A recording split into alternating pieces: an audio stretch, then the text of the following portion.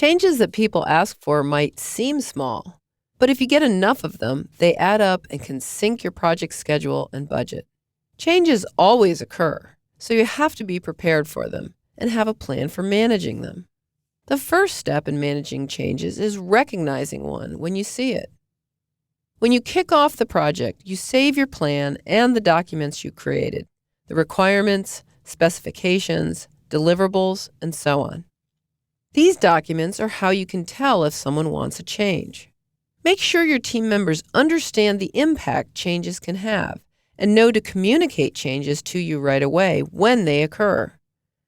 A change might be an adjustment, like moving a wall over by 4 feet to make more room in the locker room.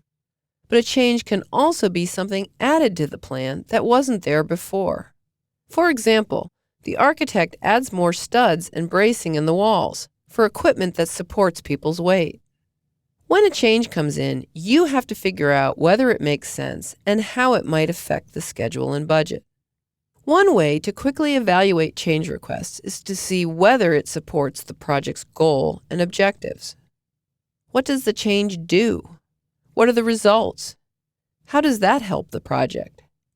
If the change doesn't help the project in a significant way, you can stop here. But if a change does make sense, you move on to the next step, figuring out how long the change might take and how much it might cost. You estimate changes like you do the original project tasks. How many hours will the change take? Who will do the work? How much will it cost? Where does it fit into the schedule? If the change pushes dates too late or increases the cost too much, the customer might decide to skip it. Keep all the changes submitted in a list, whether they're approved or not. That way, you can keep track of how many hours and dollars are wrapped up in the changes that you've added to the plan. Change requests that were turned down could pop up again if the project comes in under budget. You'll still need to know the estimate of hours and cost for changes to see if they might fit into the plan. For example, suppose the hot tub was initially turned down as too expensive.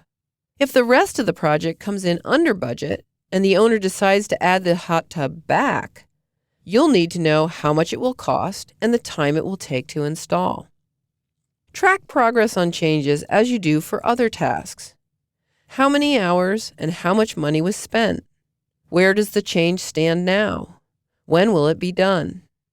When projects get a little bigger with more people involved, you might need more structure for managing changes. But the basics are still the same.